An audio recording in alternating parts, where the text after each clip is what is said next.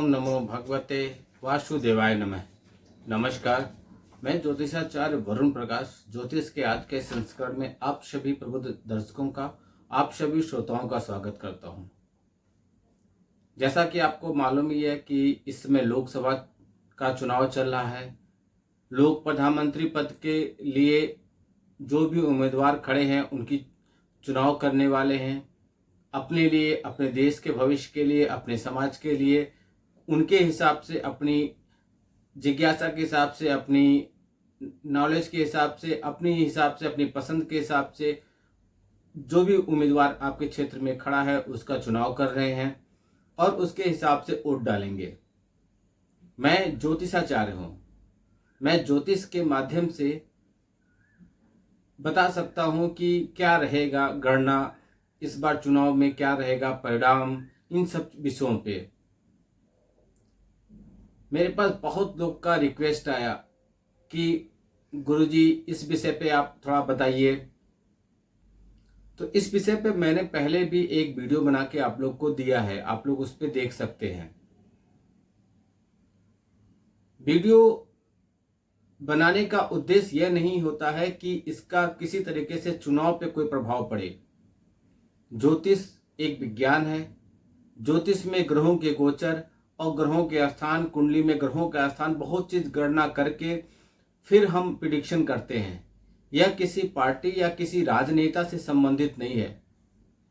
हम न्यूट्रल लोग हैं, समाज में भविष्यवाणी करते हैं, प्रिडिक्शन करते हैं ज्योतिष के आधार पे। हमारा किसी भी पार्टी से कुछ लेना देना नहीं है, क्योंकि जब किसी को उनके पक्ष की बातें नहीं होती हैं तो वह नाराज होते हैं और नाराज होने का वह हमारे कमेंट बॉक्स में तरह तरह की बातें करते हैं।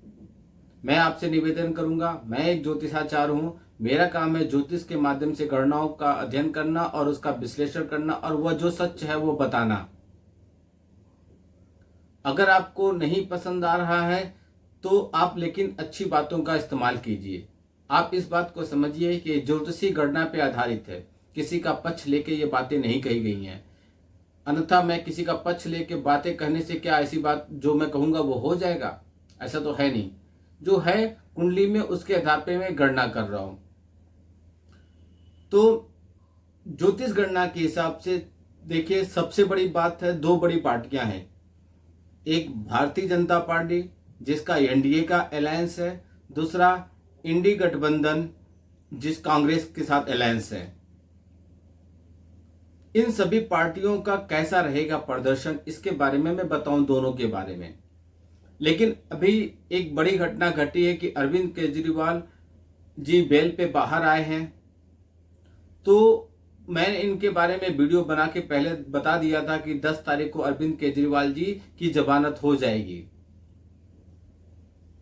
आप लोगों ने अगर हमको सब्सक्राइब किया है, लगातार फॉलो करते हैं, तो आपने वीडियो देखा होगा।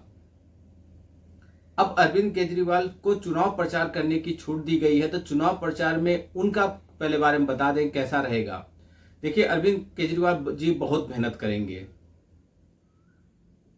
और उनकी मेहनत का उनके पार्टी के रिजल्ट पे प्रभाव भी पड़ेगा। वो लगभग 10 से 20 सीट पे चुनाव लड़ रहे हैं और उनका प्रदर्शन बहुत अच्छा रहेगा। पिछले बार के तुलना में इस बार बेहतर रहेगा। किस वजह से मैं यह कह रहा हूं, उसके लिए आप व्यक्तिगत तौर पे आप हमसे संपर्क कर सकते हैं कमेंट बॉक्स में लिख के, या हमारे व्हाट्सएप नंबर पे। हम ग्रहों के गोचर के हिसाब से हमारी बात कितनी सही है बता सकते हैं। दूसरा मैं बताऊं तो राहुल गांधी जी के बारे में और कांग्रेस के बारे में। तो राहुल गांधी जी बहुत अच्छा मेहनत कर रहे हैं। 2014 और 2019 के तुलना में इस बार उनकी सीटों की संख्या काफी हद तक ज्यादा बढ़ेगी। इंडिया गठबंधन की सीटें बहुत बढ़ेंगी, लेकिन सत्ता में आने से या पूर्ण मेजॉरिटी में सीट लाने से चूक जाएंगे। लेकिन अगर इसी तरीके से मेहनत कर रहे हैं तो उनको सफलता एक न दिन अवश्य मिलेगी। मेरी ज्योतिषी गणना के हिसाब से राहुल गांधी जी की तुलना में अगर प्रियंका गांधी जी को कांग्रेस आगे करती है और उनके नाम से चुनाव लड़ती है, मतलब उनको आगे करके चुनाव लड़ती है, तो कांग्रेस का प्रदर्शन और भी अच्छा होगा। क्योंकि मेरी गणना के हिसाब से इस समय वर्तमान में ग्रह गोचर के हिसाब से राहुल गांधी की तुलना में प्रियंका गांधी जी का कुंडली बहुत स्ट्रांग है।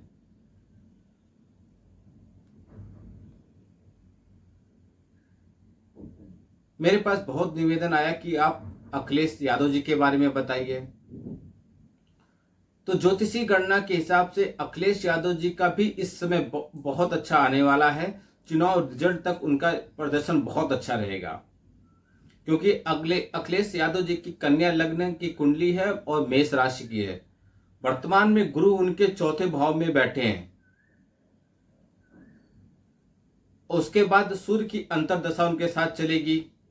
इस बार पिछले बार की तुलना में इनकी सीटों की संख्या बढ़ेगी, 2 अंकों में इनकी सीटें आ जाएंगी। वो जहां से चुनाव लड़ रहे हैं वहां पे भी उनको विजेता होने की संभावना हद से ज्यादा है, और उनकी पत्नी का भी भाग्य उनके साथ मिल रहा है। इसलिए वो पति पत्नी अपनी सीटों पे जहां पे चुनाव लड़ रहे हैं उनको वहां से विजयी होने की संभावना बहुत ज्यादा है। लेकिन मैं अखिलेश यादव जी से बार बार कहूंगा कि अपने कुंडली के द्वितीय भाग और 9 भाग को दूषित न करें। द्वितीय भाग आपका बड़े बुजुर्गों का सेवा और 9 भाव धार्मिक चीजों से संबंधित है, तो आप इन चीजों को दूषित न करें। और जितना संभव हो अपने आसपास गुड़हल के पुष्प का वॉलपेपर, गुड़हल के पुष्प का फोटो, गुड़हल के पुष्प की सजावट, गुड़हल के पुष्प का उपयोग करें। यह आपके लिए बहुत अच्छा होगा। और पिछले 2 बार की तुलना में 2014-2019 के तुलना में इस बार आपकी सीटों की संख्या बढ़ेगी। आपके परिवार के लोग इस बार विजयी ज्यादा होंगे।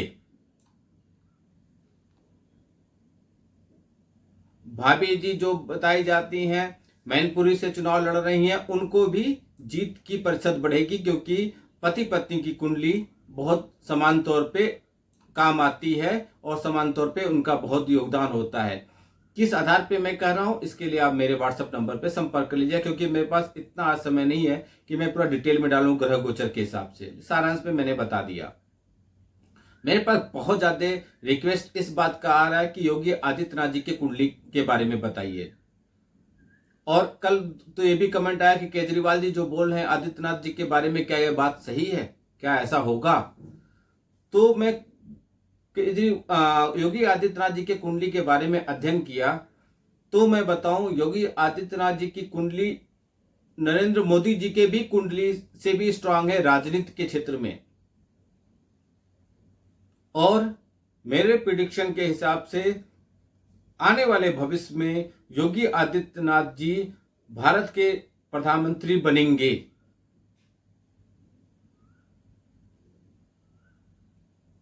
अब वो चुनाव में कब उनका योगदान होगा इस विषय में आगे चर्चा करूंगा, क्योंकि योगी आदित्यनाथ जी कोई भी चुनाव नहीं लड़ रहे हैं और वो एक उनकी पार्टी चुनाव लड़ रही है और वो पार्टी का अपने हिसाब से प्रदर्शन कर रहे हैं, चुनाव प्रचार कर रहे हैं। तो इस विषय में मैं बाद में वीडियो विस्तार पूर्वक डालूंगा, या आपके रिक्वेस्ट के हिसाब से जैसा पब्लिक का डिमांड रहेगा उसके हिसाब से डालूंगा। अब मैं प्रधानमंत्री मोदी और एनडीए के बारे में बताऊं तो देखिए, प्रधानमंत्री मोदी जी के साथ सबसे अच्छी बात क्या है कि उनका अनुराधा नक्षत्र है, जो शनि का नक्षत्र है और उसके देवता बृहस्पति हैं। और इसका जो प्रतीक चिन्ह है वह है पुष्प, और वो कमल का पुष्प।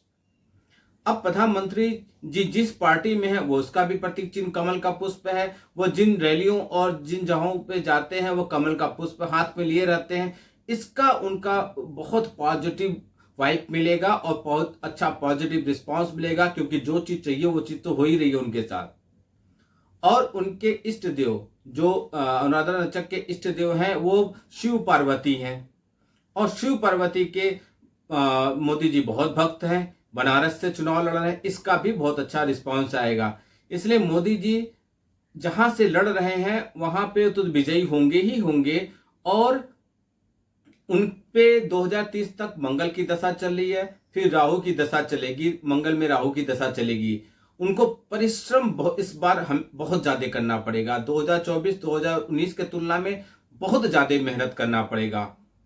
खास तौर पे बिहार, हरियाणा, महाराष्ट्र, कर्नाटक और यूपी में इन 5 प्रदेशों में उनको मेहनत करने की और जरूरत है। मैं भारतीय जनता पार्टी के कुछ वरिष्ठ लोगों को इसके बारे में पहले से बता चुका हूं कि आप अपनी मेहनत पे थोड़ा और जोर डालिए, आपको मेहनत थोड़ी और करनी पड़ेगी, तभी आपके हिसाब से आपको रिजल्ट मिलेगा।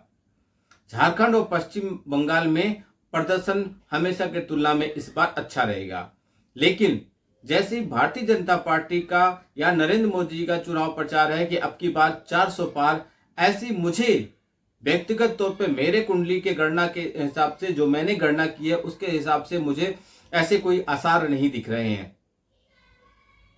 लेकिन आसार यह दिख रहे हैं कि उनकी मेजोरिटी में सरकार बन जाएगी।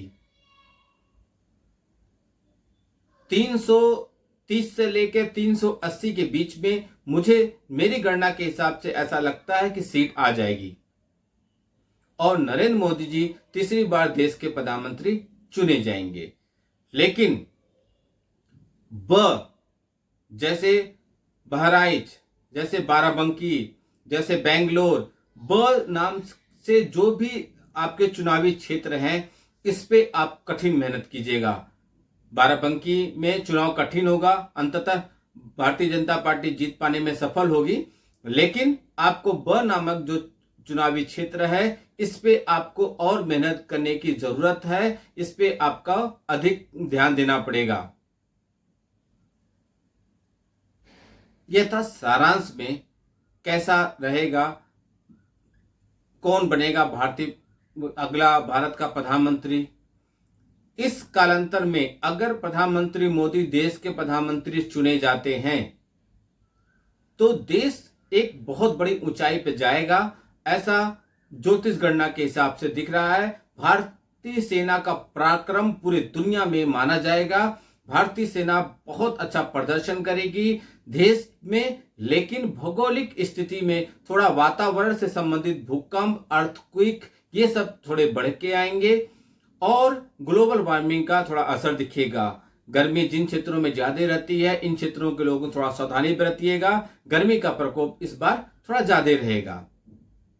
मैं फिर से बता दे रहा हूं, कोई मैं राजनीतिक व्यक्ति नहीं हूं, मैं ज्योतिषी गणना करता हूं, मैं ज्योतिषाचार्य हूं। ज्योतिष गणना के हिसाब से मैंने आपको बताया क्यों और कैसे। अगर आप समझना चाहते हैं तो हमारे व्हाट्सएप नंबर पर संपर्क कर लीजिए, क्योंकि मैं सारांश में बताया हूं और अगर किसी को भी यह बात अच्छी न लगी तो आप कृपया आप इसको इग्नोर कीजिएगा, क्योंकि मैं ज्योतिषी गणना पे बता रहा हूं, मैं किसी का पक्ष लेके बात नहीं कर रहा हूं।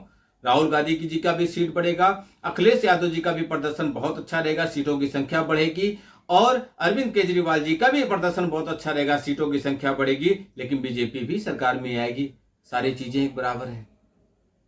ये ज्योतिषी गणना पे है।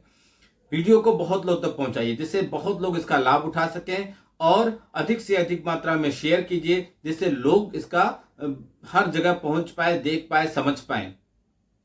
वीडियो को देखते ही लाइक बटन दबाइए। आपका दिन शुभ हो, भगवान भोलेनाथ का आशीर्वाद आप पे बना रहे। नमस्कार, जय श्री राम।